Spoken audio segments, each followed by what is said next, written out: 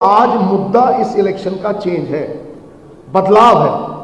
एक पुराना सिस्टम जो पंजाब को खोरा लगाता रहा, निजी स्वार्थों को पंजाब हित के ऊपर रखता रहा और पॉलिटिक्स को धंधा बनाता रहा। आज पॉलिटिक्स बदल रही है और उस बदलती पॉलिटिक्स की जो धुरी है वो माफिया राज का खात्मा है। कहना बहुत आसान है, लेकिन इस माफिया राज को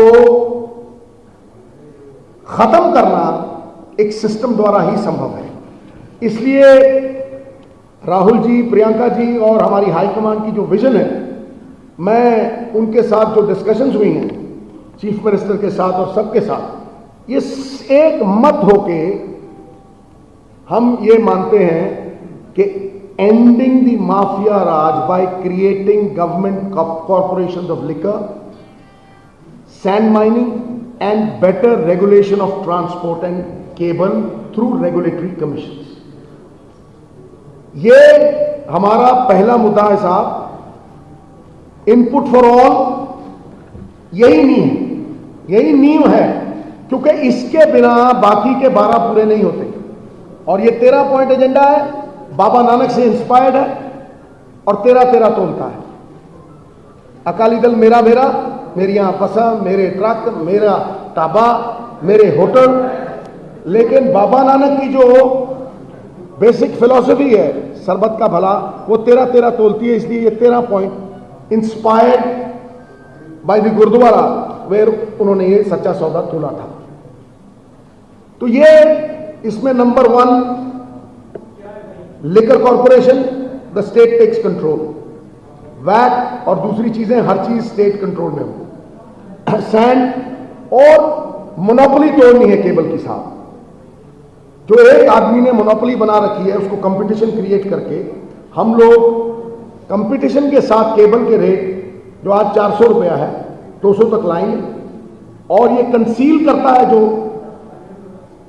टेलीविजन सेट्स के 10 लाख है, करीब 2 करोड़, तो वो 1 करोड़ 50 लाख सेट्स जो हैं उनका भी 50-50 रुपया टैक्स सरकार के उसमें लाएंगे। 5000 करोड़ रुपया ये है। 3000 करोड़ रुपया सैन है, करीब 25,000 करोड़, बढ़ा लो कम कर लो, ये लिकर है।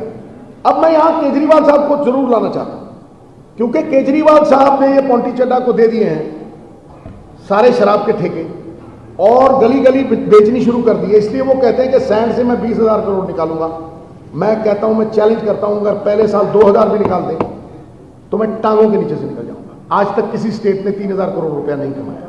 देयरफॉर ये आदमी झूठ बेचता है, गलत बातें करता है। इसलिए हम जो बात कर रहे हैं वो बहुत रिसर्च है। 17 साल की जर्नी है, इनकी 15 साल की है, मेरी 17 की है, हरीश जी का कितना एक्सपीरियंस है। सो ये हमारा सबसे पहली चीज है। दूसरी बात, एक हिस्टोरिकल डिसीजन है to make women folk as partners, shareholders of the economy. हम ये नहीं कहते कि सिर्फ 18 साल के ऊपर वाली महिला को हम 1000 रुपया देंगे। हम 17 को भी, 16 को भी, 15 को भी इस इकोनॉमी का हिस्सा बनाना चाहते हैं। And this is a historical decision after being inspired by Sonia Gandhi ji. हमने 50% रिजर्वेशन औरतों को दी म्युनिसिपल कॉरपोरेशंस में, और अब ये 1100 रुपए महीना और उसके साथ साथ हम लोग 8 सिलेंडर 1 साल के फ्री देंगे साहब। So this is a huge leap forward. आज तक किसी गृहिणी को जो त्याग करती है, बच्चे पढ़ाती है, जो धुरी है, पिवट है, जिसके इर्द गिर्द एक परिवार घूमता है, उस धुरी को हम तगड़ा कर रहे हैं। We are strengthening our society by strengthening the home maker, which is a great thing. गृहिणी को सम्मान। तो सर उसके बाद चीफ मिनिस्टर साहब उसे कहते हैं 1 लाख जॉब्स। हम जिस दिन he comes into power, office में बैठते ही 1 लाख जॉब्स पहला फाइल साइन होगी। यही अर्बन एम्प्लॉयमेंट गारंटी मिशन है, 5 लाख जॉब्स इन 5 years। ये बहुत यूनिक है, क्योंकि शहरों में अनएम्प्लॉयमेंट गांव से डबल है साहब, double. Therefore, this is a very unique initiative that we've taken to change people's lives, make them self-reliant. समस्त उन्नति का आधार है आत्मनिर्भरता। उसके बाद है कि हर कच्चा मकान पक्का होगा साहब। और गरीब की, मैं जहां भी जाता हूं, जिन गलियों में भी घूमता हूं, डोर टू डोर करता हूं, तो मुझे 10 में से 2 लोग मिलते हैं कि मेरा मकान ढह गया, भाई मैनू 25,000 रुपया दो, छत पवानी है, बाले चाहिए। Old age pension will be increased to 3,100, which is amazing. अब आती है किसानी। देखिए साहब, इतने साल बीत गए, किसानी के ऊपर आज तक किसी ने कोई रोड मैप नहीं दिया। सब लोग कोसते हैं, समस्याएं बताते हैं, घट रही आमदन है, बढ़ रही लागत है और घट रही प्रोडक्टिविटी है, लेकिन कोई ये नहीं बताता कि करना क्या है। तो हम लोग प्रोक्योरमेंट करेंगे साहब, ऑयल सीड्स, कॉर्न, मकई और दालों की, क्योंकि वो हम वैसे भी इंपोर्ट करते हैं। इसका कारण क्या है? देखिए, ये कह देना कि हम ये करेंगे बड़ा आसान है, पनसब हो चाहे कोई और पनग्रेन हो जिससे हम प्रोक्योर करेंगे, लेकिन ये क्यों कर रहे हैं? ये सबसे महत्वपूर्ण है। हम इसलिए कर रहे हैं क्योंकि हम डाइवर्सिफिकेशन चाहते हैं। और जो चावल आज करीब करीब 8% हम खाते हैं और पीडीएस के लिए प्रोड्यूस करते थे, उसकी इनको जरूरत नहीं रही। और ये चावल इतना खतरनाक है हमारे लिए क्योंकि 1 किलो चावल प्रोड्यूस करने के लिए हमें 5,000 लीटर पानी लगता है। डार्क जोन्स बन चुके हैं, हम कर्जा लेके ट्यूबवेल लगा रहे हैं और ट्यूबवेल निकाल के पानी निकाल रहे हैं, विच is a very bad cycle and it is repeating itself. It's going from bad to worse. Therefore, उसकी डाइवर्सिफिकेशन के लिए कोल्ड स्टोरेज भी है जो किसान के लिए बहुत अहमियत रखता है। फिर इसकी जो प्रोसेसिंग है, मैंने पहले ही कहा था, वो अगले पॉइंट में मैं लेके आऊंगा। तो उसके बाद free education for all needy students in government schools, colleges, universities, SC scholarship to continue, extended to OBC and general category also. We'll give it to you in detail, but आम आदमी को ये समझ आनी चाहिए कि हम फ्री एजुकेशन सरकारी स्कूलों में भी, यूनिवर्सिटी SC स्कूलों में, और हमारा प्रयास ये होगा कि सरकारी स्कूल जो है वो प्राइवेट स्कूल से बेहतर हो। ये गोल चीफ मिनिस्टर का है कि हम सरकारी स्कूल जो है वो प्राइवेट स्कूल से बेहतर कर दें।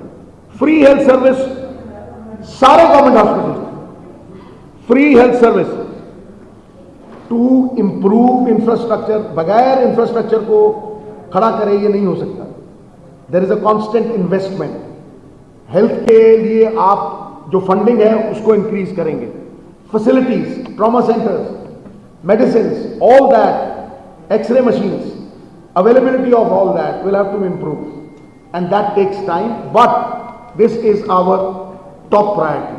Now, economic and social support की बात अगर करते हैं तो हम केजरीवाल साहब की तरह 18 साल के ऊपर वाली महिला को ही 1,000 रुपया नहीं दे रहे। We will invest in our future generation. This election is not for the next election, it is for the future generation. और उस जनरेशन को जो ड्रॉप आउट्स करती हैं लड़कियां, जो स्टैंडर्ड 5th में पढ़ जाएगी 5,000 रुपए, जो 10th में पढ़ जाएगी, 10th पास कर जाएगी 10,000 रुपए, और जो 12वीं पास करेगी 20,000 रुपए और computer. There is an old saying कि you educate one girl and you educate an entire family and generation. That is the policy that Rahul Gandhi ji gives to us, कि अगर आप एक गर्ल चाइल्ड को पढ़ाते हैं तो भाई आप एक परिवार को और एक जनरेशन को आगे ले जाते हैं। तो that is the moot point. MNREGA की वेजेस जो भी हैं, हरियाणा में कुछ है, पंजाब में कुछ है, हमारे यहां 270 से बड़ी नहीं, हम 350 से कम नहीं होंगे। That is a pledge that the chief minister has taken. We will not give wages less than 350 when it comes to मनरेगा। Mandates to increase from 100 to 150, ये गारंटी थी 100 दिन की, हम 150 दिन की देंगे साहब। So that is another plus for MNREGA. अब आता है स्टार्टअप। ये जो सीड फंड है, investment fund of 1000 crore for startups, इसको मैंने बहुत डिटेल में समझाया था साहब आपके लिए। एक पूरा मैंने पौना घंटा लगाया था कि किस तरह हम cluster based cluster based development करेंगे, जो सरदार मनमोहन सिंह का सपना था कि जहां एक तरह की प्रोडक्टिविटी होती है, एक तरह की क्रॉप उगती है, उस तरह से हम मोहाली को स्टार्टअप सेंटर बना रहे हैं, आईटी सेंटर बना रहे हैं, अमृतसर को हम टूरिज्म का सेंटर बना रहे हैं, मेडिकल टूरिज्म का सेंटर बना रहे हैं। ऐसे करीब करीब 13 क्लस्टर पंजाब में खुल रहे हैं अलग अलग जगहों पे, और 10 इसके साथ ही food parks. All the processing of rice to rice bran to rice protein to rice fat, कुछ भी जो प्रोसेसिंग होगी वो किसान करेगा, कोई बिरला टाटा नहीं करेगा, और पंजाब का नौजवान करेगा। Now this is the key of giving employment, entrepreneurship and in detail मैंने अपने पिन अप कर रखा है, आप उसको देख लीजिएगा। अगर और भी कोई डिटेल चाहते हैं तो वो भी डिटेल हम आपको देने के लिए तैयार है।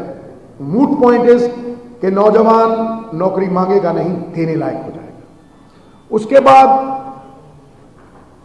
Startups will get interest free loan for 2 lakh. जैसे होम इंडस्ट्री भी हम शुरू करने वाले हैं, किसी को किचन खोलनी है, किसी ने एम्ब्रॉयडरी करनी है, किसी ने कुछ भी करना है, सो 2 लाख से होम बेस्ड इंडस्ट्री के लिए। होम बेस्ड इंडस्ट्री बहुत तरीके की है साहब, डाटा बेस्ड है, किसी ने कंप्यूटर सेंटर खोलना है, कुछ भी आपने करना है तो 2 लाख से 12 लाख तक हम लोग interest free loan home based industry के लिए, एंटरप्रेन्योरशिप के लिए देंगे। एंडिंग ऑफ इंस्पेक्टर राज, और ये राहुल जी के साथ बैठ के मैंने बहुत डिस्कशन की है, और उनका ये मानना था कि this is the turning point for Punjab. हमारा चीफ मिनिस्टर साहब भी ये मानते हैं कि भाई कोई तहसील में जाता है, म्यूनसिपैलिटी में जाता है, birth certificate, death certificate, he faces harassment, he faces corruption, he faces all sorts of problems.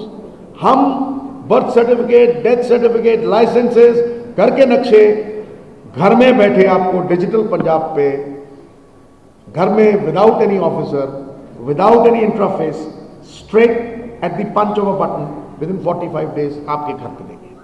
170 services, इसका नाम रखा है सरकार आपके द्वार। सरकार आपके द्वार, चनी सरकार आपके द्वार। तो तहसील हो, कुछ भी हो, this is the easiest way to end corruption.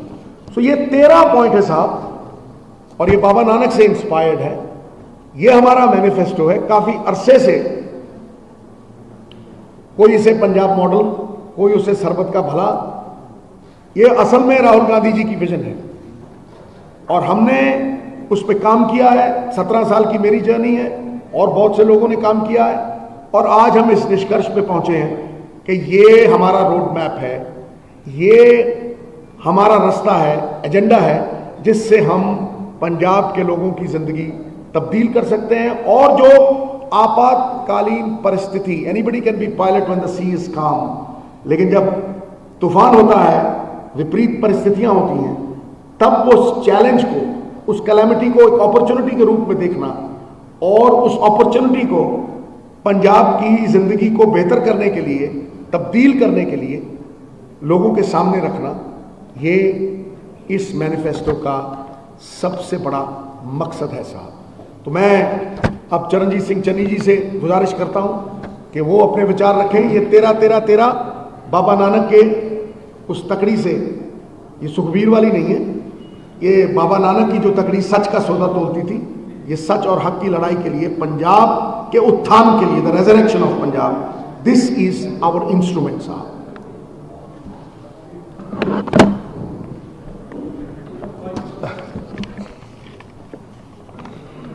सारे जनरल सेक्रेटरी साहब, सारे पार्टी प्रधान,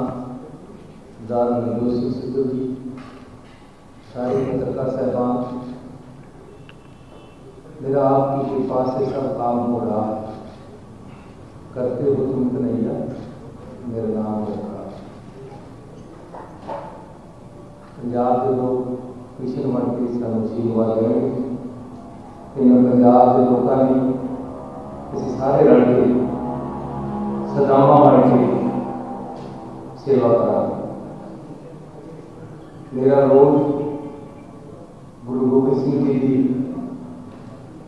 ਫੌਜ ਦੇ ਉਹਨਾਂ ਦੇ ਨਾਲ ਜਿਹੜੇ ਭਾਈ ਕਨ੍ਹਈਆ ਜੀ ਸੀ, ਮੇਰਾ ਰੋਲ ਭਾਈ ਕਨ੍ਹਈਆ ਜੀ ਵਾਲਾ ਹੈ। ਅਸੀਂ ਸਾਰਿਆਂ ਨਾਲ ਮਿਲ ਕੇ पंजाब की सेवा करना चाहते हैं कि पंजाब के लोगों को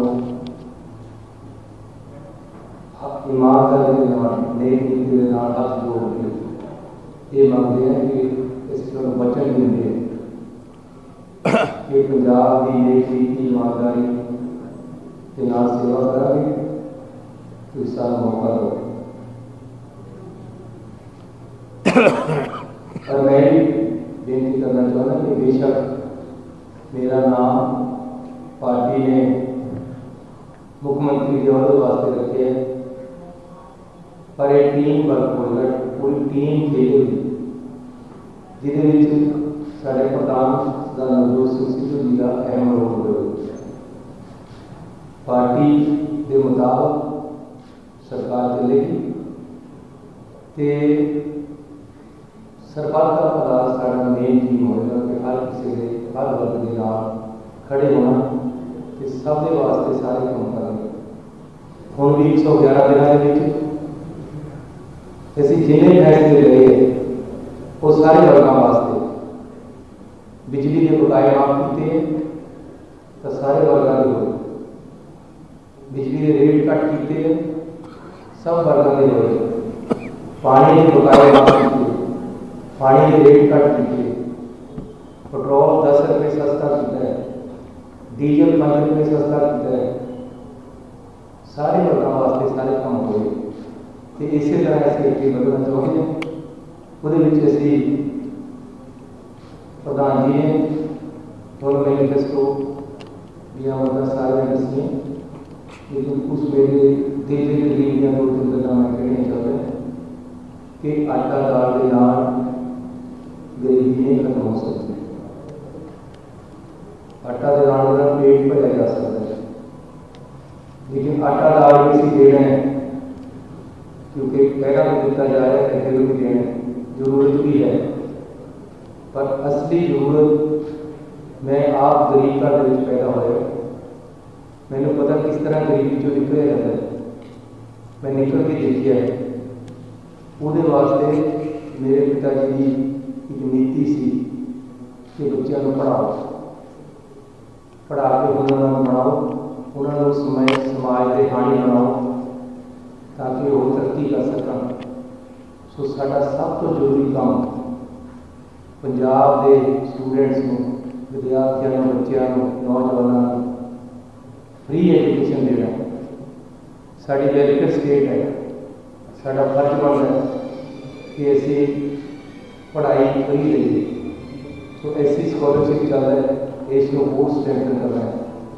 बैकवर्ड क्लास वास्ते भी स्कॉलरशिप लेके आना है कि जनरल कैटेगरी के जेडे गरीब परिवार है, मिडल क्लास फैमिली है, चाहे किसान का बच्चा है, उन्होंने भी जनरल कैटेगरी स्कॉलरशिप शुरू करना है, जिहदे नाल जब तक विद्या विचारी तब परोपकारी, जब तक पढ़ाई नहीं आती पंजाब दे विच, और पढ़ाई नहीं आती क्वालिटी एजुकेशन, अच्छी एजुकेशन जिहदे नाल हुनरमंदी भी होवे, नाल इंप्लायमेंट भी होवे, उदों तक असीं तरक्की पंजाब नहीं कर सकता। साडी सोच है कि असीं सब तो ज़्यादा जोर पढ़ाई दे रहे हैं कि नाल बाकी गल्लां दे नाल सेहत जरूरी है। ऐसी सेहत वेलफेयर स्टेट होने के नाते, लोगों की सरकार होने के नाते, लोगों जी अज किन्ने बंदे है जिन्होंने गुर्दा बदलाना है, किन्ने बंदे पित्ता बदलाना चाहते, किन्ना गोडा बदलाना चाहते, पैसे करके नहीं हो सकते, अखां च मोतरिया उतरिया वै, पैसे नहीं है। ये गल खत्म करके सरकारी हस्पतालों के विच फ्री इलाज ऐसे शुरू करना है। बंदा आवे हस्पताल च पवे, 9 बर 9 होकर घर न जावे। मैं ਗਰੀਬ ਘਰ ਦੇ ਵਿੱਚ ਪੈਦਾ ਹੋਇਆ। ਜਦ ਮੈਂ ਜੰਮਿਆ ਸੀ ਤਾਂ ਥੱਲੇ ਵੀ ਕੱਚਾ ਸੀ ਤਾਂ ਉੱਪਰ ਵੀ ਕੱਚਾ ਸੀ। ਮੇਰੀ ਮਾਂ ਤੇ ਮੈਂ ਅਸੀਂ ਟੋਬੇ 'ਚੋਂ ਗਾਰਾ ਲੈ ਕੇ ਆਉਣਾ, ਤੂੜੀ ਮਿਲਾਣੀ, ਗੋਹਾ ਮਿਲਾਣਾ, ਗਾਰਾ ਬਣਾ ਕੇ ਘਰ ਨੂੰ ਲਿਪਣਾ, ਉੱਪਰ ਵੀ ਥੱਲੇ ਵੀ। ਅੱਜ 75 ਸਾਲ ਹੋ ਗਏ ਆਜ਼ਾਦੀ ਨੂੰ, ਅੱਜ ਵੀ ਕੱਚੇ ਮਕਾਨ ਹੈ ਔਰ ਕੱਚੇ ਮਕਾਨਾਂ ਦੀ ਭਰਮਾਰ ਹੈ। ਸਾਨੂੰ ਮੌਕਾ ਮਿਲਿਆ 6 ਮਹੀਨੇ ਦੇ ਅੰਦਰ ਅੰਦਰ ਪੰਜਾਬ ਦੇ ਵਿੱਚ ਕੋਈ ਕੱਚਾ ਮਕਾਨ ਨਹੀਂ ਰਹੇਗਾ। ਇਹ ਮੈਂ ਪੰਜਾਬ ਦੇ ਲੋਕਾਂ ਦੇ ਨਾਲ ਵਾਅਦਾ ਕਰ ਰਿਹਾ, ਆਪਣੀ ਪਾਰਟੀ ਨੂੰ ਕੌਨਫੀਡੈਂਸ 'ਚ ਲੈ ਕੇ, ਕਿ ਅਸੀਂ ਪੰਜਾਬ ਦੇ ਵਿੱਚ ਕੱਚਾ ਮਕਾਨ ਨਹੀਂ ਰਹਿਣ ਦੇਵਾਂਗੇ। ਤੇ ਰੁਜ਼ਗਾਰ ਜ਼ਰੂਰੀ ਹੈ। ਪਹਿਲੇ ਸਿਗਨੇਚਰ ਜਿਸ ਤਰ੍ਹਾਂ ਮੇਰੇ ਪ੍ਰਧਾਨ ਨੇ ਕਿਹਾ, ਅਸੀਂ 1 ਲੱਖ ਨੌਕਰੀਆਂ ਤੇ ਕਰਾਂਗੇ। ਕੁਰਸੀ ਸਾਂਭਦੇ ਸਾਰ 1 ਲੱਖ ਨੌਕਰੀ ਤੇ ਸਾਈਨ ਕਰਕੇ ਪੰਜਾਬ ਦੇ ਨੌਜਵਾਨਾਂ ਨੂੰ ਨੌਕਰੀਆਂ ਦਿੱਤੀਆਂ ਜਾਣਗੀਆਂ। ਸੋ ਇਸ ਦੇ ਨਾਲ ਨਾਲ ਕੁਝ ਹੋਰ ਵੀ ਡਿਮਾਂਡਾਂ ਹੈਗੀਆਂ, ਜਿਵੇਂ ਦਰਿਆ ਦੇ ਨਾਲ ਨਾਲ ਬਹੁਤ ਜ਼ਿਆਦਾ ਜ਼ਮੀਨਾਂ ਵਾਲੇ ਰਹਿ ਰਹੇ, ਉਹਨਾਂ ਨੂੰ ਜ਼ਮੀਨਾਂ ਦੀਆਂ ਰਜਿਸਟਰੀਆਂ ਰੱਦ ਕਰਤੀਆਂ ਪਿਛਲੀਆਂ ਸਰਕਾਰਾਂ ਨੇ, ਉਹ ਰਿਵਾਈਵ ਕਰਨੀਆਂ। ਕਰਮਚਾਰੀ ਪੱਕੇ ਹੋਣੇ ਹੈ। ਅਸੀਂ 36,000 ਕਰਮਚਾਰੀਆਂ ਦਾ ਪੱਕਾ ਕਰਕੇ ਗਵਰਨਰ ਨੂੰ ਭੇਜਿਆ ਵਾ, ਉਹਨਾਂ ਨੇ ਰਾਜਨੀਤਿਕ ਕਾਰਨਾਂ ਕਰਕੇ ਰੋਕਿਆ ਹੋਇਆ। ਹਰ ਕਰਮਚਾਰੀ ਪੱਕਾ ਹੋਏਗਾ। ਆਊਟਸੋਰਸ ਨੂੰ ਕੰਟਰੈਕਟ ਤੇ ਕਰਕੇ ਕੰਟਰੈਕਟ ਵਾਲਿਆਂ ਨੂੰ ਪੱਕੇ ਕਰਾਂਗੇ। ਜੋ ਵੀ ਕਰਮਚਾਰੀਆਂ ਦੀ ਸਮੱਸਿਆ, ਹਾਲਾਂਕਿ ਮੈਨੂੰ 3 ਮਹੀਨੇ ਮਿਲੇ, ਅਸੀਂ ਆਂਗਣਵਾੜੀ ਵਾਲੇ, ਆਸ਼ਾ ਵਰਕਰ, ਮਿਡ ਡੇ ਮੀਲ ਵਾਲੀਆਂ ਬੀਬੀਆਂ, 1.25 ਲੱਖ ਬੀਬੀਆਂ ਦੀ ਤਨਖਾਹ ਵਧਾਈ ਹੈ, ਲੇਕਿਨ ਅਜੇ ਕਾਫੀ ਕੰਮ ਕਰਮਚਾਰੀਆਂ 'ਚ ਕਰਨੇ ਵਾਲੇ ਹੈ। ਉਹ ਅਸੀਂ ਸਾਰੇ ਉਹਨਾਂ ਨੂੰ, ਜਿਹੜੇ ਅਨਪਲਾਈਡ ਯੂਥ ਹੈ, ਜਿੰਨੇ ਵੀ ਕਰਮਚਾਰੀ ਹੈ, ਉਹਨਾਂ ਦਾ ਮਸਲੇ ਅਸੀਂ ਸਾਰੇ ਹੱਲ ਕਰਾਂਗੇ। ਇਸੇ ਤਰ੍ਹਾਂ ਮੈਂ ਤੁਹਾਨੂੰ ਸਾਰਿਆਂ ਨੂੰ ਬੇਨਤੀ ਕਰਦਾ, ਪੰਜਾਬ ਦੇ ਲੋਕਾਂ ਨੂੰ ਵੀ, ਕਿ ਗਰੀਬ ਹੋ ਸਕਦਾ, ਗਰੀਬ ਪਰਿਵਾਰ 'ਚੋਂ ਹੋ ਸਕਦਾ, ਕਮਜ਼ੋਰ ਨਹੀਂ ਹੈ। ਇਸ ਲਈ ਅਸੀਂ ਇੱਕ ਸੁਰੱਖਿਅਤ ਸਰਕਾਰ, ਜਿਹੜੀ ਲੋਕਾਂ ਨੂੰ ਸੁਰੱਖਿਅਤ ਰੱਖੇ, ਏਕਤਾ ਬਣਾ ਕੇ ਰੱਖੇ ਪੰਜਾਬ ਦੇ ਵਿੱਚ, ਬਾਹਰਲੀਆਂ ਤਾਕਤਾਂ ਤੋਂ ਕੋਈ ਖਤਰਾ ਨਾ ਹੋਵੇ, ਇੱਕ ਪਾਰਦਰਸ਼ੀ ਸਰਕਾਰ, ਇਮਾਨਦਾਰ ਵਾਲੀ ਸਰਕਾਰ, ਜਿਹੜੀ ਟੀਮ ਵਰਕ ਕਰੇ, ਸਟੇਬਲ ਹੋਵੇ ਤੇ ਲੋਕਾਂ ਦੀਆਂ ਇੱਛਾ ਦੇ ਅਨੁਸਾਰ ਕੰਮ ਕਰੇ। ਲੋਕਾਂ ਦਾ ਪੈਸਾ ਲੋਕਾਂ ਨੂੰ ਜਾਵੇ, ਅਮੀਰਾਂ, ਮੰਤਰੀਆਂ, ਮੁੱਖ ਮੰਤਰੀਆਂ ਦੇ ਘਰ ਨਾ ਜਾਵੇ। ਇਹ ਅਸੀਂ ਤੁਹਾਨੂੰ ਕਰਕੇ ਦੇਵਾਂਗੇ ਔਰ ਇਮਾਨਦਾਰੀ ਨਾਲ ਕਰਾਂਗੇ। ਔਰ ਮੈਂ ਨਾਲ ਇਹ ਵੀ ਕਹਿੰਦਾ ਕਿ ਅੱਜ ਚਰਨਜੀਤ ਸਿੰਘ ਚੰਨੀ ਦੀ ਜੋ ਵੀ ਪ੍ਰਾਪਰਟੀ ਹੈ, 2 ਘਰ ਹੈ ਜਾਂ ਬਹੁਤ ਹੀ ਥੋੜੀ ਹੋਰ ਪ੍ਰਾਪਰਟੀ ਹੈ, ਇਹ ਤਾਂ ਕਹਿੰਦੇ ਨੇ 170 ਕਰੋੜ ਦੀ ਪ੍ਰਾਪਰਟੀ ਮੇਰੇ ਕੋਲ। ਮੈਂ ਇਹਨਾਂ ਨੂੰ ਕਿਹਾ ਸੀ, ਆਮ ਆਦਮੀ ਪਾਰਟੀ ਵਾਲਿਆਂ ਨੂੰ, ਭਗਵੰਤ ਮਾਨ ਨੂੰ, ਕਿ ਯਾਰ ਮੇਰੇ ਨਾਲ ਐਕਸਚੇਂਜ ਕਰ ਲੈ ਆਪਣੀ ਪ੍ਰਾਪਰਟੀ। ਜੇ ਮੇਰੀ ਜ਼ਿਆਦਾ ਲੱਗਦੀ ਹੈ ਤੈਨੂੰ ਤਾਂ ਮੇਰੀ ਸਾਰੀ ਤੂੰ ਲੈ ਲੈ, ਆਪਣੇ ਮੈਨੂੰ ਦੇ ਦੇ। ਇੰਨਾ ਵੀ ਨਾ ਕਰੇ, ਆਪਣੀ ਚੋਂ ਅੱਧੀ ਦੇ ਦੇ, ਮੇਰੀ ਸਾਰੀ ਲੈ ਲੈ, ਆਪਣੀ ਚੋਂ ਚੌਥਾ ਹਿੱਸਾ ਦੇ ਦੇ, ਮੇਰੀ ਸਾਰੀ ਲੈ ਲੈ। मेरे पास कोई प्रॉपर्टी नहीं है, मेरे पास 2 घर है, बहुत थोड़ा जा होर कोई दुकान दुकान हैगी, लेकिन खेती दी जमीन मेरे पास 15 एकड़ हो गई, 12 एकड़ हो गई सी एक बार। 3 इलैक्शन सारी बेचती है, बारी बारी इलैक्शन लड़ने पे। ऐतकी भी इलैक्शन तो मुख्यमंत्री बाद च बनया, पहला मैं अपनी जमीन का सौदा कर लिया सी ते बेच दी है, ਉਹਦਾ पैसे आ रहे हैं। मेरे पास एक सियाड़ भी नहीं है देने नूं। ये तो कह रहा ना कि देखो पत्रकारों के सामने बोल रहा, पूरे पंजाब के सामने बोल रहा, जे मेरे पास जमीन है तो वो मैंने कागज लिया के दिखा दो, मैं वो नाम कर दांगा जिहदे नाम है।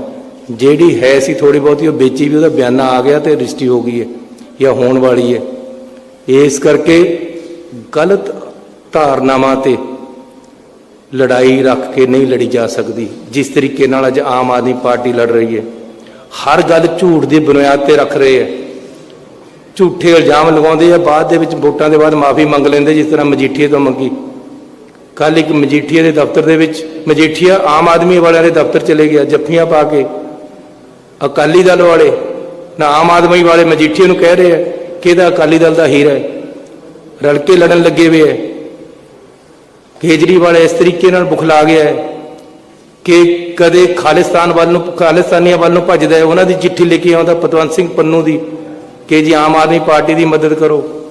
कदे साडे विच फर्क पाउण वास्ते ये कह रहा पंजाब दे विच कि हिंदू पंजाब दे विच असुरक्षित है, ਪੰਜਾਬੀ ਅਸੁਰੱਖਿਅਤ ਕਿਵੇਂ ਹੋ ਸਕਦਾ ਹੈ? ਪੰਜਾਬੀਆਂ ਨੇ ਦੇਸ਼ ਵਾਸਤੇ ਕੁਰਬਾਨੀ ਕੀਤੀ ਹੈ, ਪੰਜਾਬੀਆਂ ਨੇ ਦੇਸ਼ ਵਾਸਤੇ ਜਾਨਾਂ ਵਾਰੀਆਂ ਹੈ। ਉਹ ਪੰਜਾਬ ਦੇ ਹਿੰਦੂਆਂ ਨੂੰ ਕਹਿ ਰਿਹਾ ਕਮਜ਼ੋਰ ਹੈ, ਅਸੁਰੱਖਿਅਤ ਹੈ। ਲਾਲਾ ਲਾਜਪਤ ਰਾਏ ਜੀ ਨੂੰ ਭੁੱਲ ਗਿਆ? ਜਿਨ੍ਹਾਂ ਨੇ ਕੁਰਬਾਨੀਆਂ ਕੀਤੀਆਂ ਉਹ ਪੰਜਾਬ ਦੇ ਹਿੰਦੂ ਸੀ। ਕਿੰਨੇ ਹੀ ਪੰਜਾਬ ਦੇ ਹਿੰਦੂ ਅੱਜ ਤੱਕ ਦੇਸ਼ ਵਾਸਤੇ ਕੁਰਬਾਨੀ ਦੇ ਚੁੱਕੇ ਹੈ। ਅੱਜ ਤੱਕ ਦੇਸ਼ ਦੀ ਅਖੰਡਤਾ ਵਾਸਤੇ ਕਿੰਨਿਆਂ ਨੇ ਅੱਤਵਾਦ ਦੀਆਂ ਗੋਲੀਆਂ ਸਹੀਆਂ। ਆ ਕਿਹੜਾ ਜਗਬਾਣੀ ਵਾਲੇ ਅਖਬਾਰ, ਪੰਜਾਬ ਕੇਸਰੀ ਵਾਲੇ ਦੇ ਮਾਲਕ, ਉਹਨਾਂ ਨੇ ਕੁਰਬਾਨੀ ਦਿੱਤੀ। ਪੰਜਾਬ ਦੇ ਹਿੰਦੂ ਨਹੀਂ ਉਹ। ਕਿੰਨੇ ਹਿੰਦੂਆਂ ਨੇ ਪੰਜਾਬ ਦੇ ਵਾਸਤੇ, ਏਕਤਾ ਅਖੰਡਤਾ ਵਾਸਤੇ ਕੁਰਬਾਨੀਆਂ ਦਿੱਤੀਆਂ। ਇਹ ਕਹਿ ਰਿਹਾ ਹਿੰਦੂ ਅਸੁਰੱਖਿਅਤ ਹੈ। ਇਹ ਕਿਹੜੇ ਕਿਹੜੇ ਪਾਸੇ ਨੂੰ ਭੱਜੇਗਾ? ਕਦੇ ਖਾਲਿਸਤਾਨੀਆਂ ਵੱਲੋਂ ਭੱਜਦਾ ਹੈ, ਕਦੇ ਹਿੰਦੂਆਂ ਨੂੰ ਅਸੁਰੱਖਿਅਤ ਕਰਦਾ ਹੈ, ਕਦੇ ਦਲਿਤਾਂ ਦੇ ਖਿਲਾਫ ਬੋਲਦਾ ਹੈ। ਬੁਖਲਾਹਟ ਵਿੱਚ ਆ ਗਏ ਹੈ, ਤਵਾਜ਼ਨ ਨਹੀਂ ਰਿਹਾ। ਮੈਂ ਤਾਂ ਸਮਝਦਾ ਸੀ ਕਾਫੀ ਸਿਆਣਾ ਬੰਦਾ ਹੈ, ਕਾਫੀ ਦਿਮਾਗ ਥੋੜਾ ਬਹੁਤਾ ਰੱਖਦਾ ਹੋਏਗਾ, ਕੋਈ ਸਟੇਬਲ ਰਹੇਗਾ, ਲੇਕਿਨ ਸਟੇਬਿਲਿਟੀ ਖੋ ਬੈਠਿਆ ਹੈ। ਸੱਤਾ ਦਾ ਇੰਨਾ ਵੀ ਲੋਭੀ ਨਹੀਂ ਹੋਣਾ ਚਾਹੀਦਾ ਬੰਦੇ ਨੂੰ ਕਿ ਹਰ ਕਾਸਟ ਤੇ ਸੱਤਾ ਲੈਣਾ ਚਾਹੇ। ਉਹ ਦੇਸ਼ ਦੀ ਏਕਤਾ ਅਖੰਡਤਾ ਦੇ ਉੱਤੇ ਅੱਜ ਦਾ ਲਾ ਕੇ ਸੱਤਾ ਲੈਣਾ ਚਾਹੁੰਦਾ ਹੈ, ਜਿਹੜੀ ਕਿ ਕਿਸੇ ਨੂੰ ਬਰਦਾਸ਼ਤ ਨਹੀਂ ਹੋਏਗੀ। ਖਾਲਿਸਤਾਨੀਆਂ ਦੀ ਸਪੋਰਟ ਲੈ ਕੇ ਸੱਤਾ ਲੈਣਾ ਚਾਹੁੰਦਾ ਹੈ, ਬਰਦਾਸ਼ਤ ਨਹੀਂ ਹੋਏਗੀ।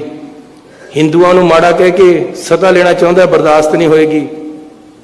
ਕਿਸਾਨਾਂ ਨੂੰ ਮਾੜਾ ਕਹਿ ਕੇ ਸੱਤਾ ਲੈਣਾ ਚਾਹੁੰਦਾ, ਬਰਦਾਸ਼ਤ ਨਹੀਂ ਹੋਏਗੀ। ਪੰਜਾਬ ਇਹਨਾਂ ਦਾ ਲੱਗਦਾ ਕਿਆ ਹੈ? ਇਹ ਪੰਜਾਬ 'ਚ ਆ ਕੇ ਖਲਲ ਕਿਉਂ ਪਾਉਂਦੇ ਹੈ?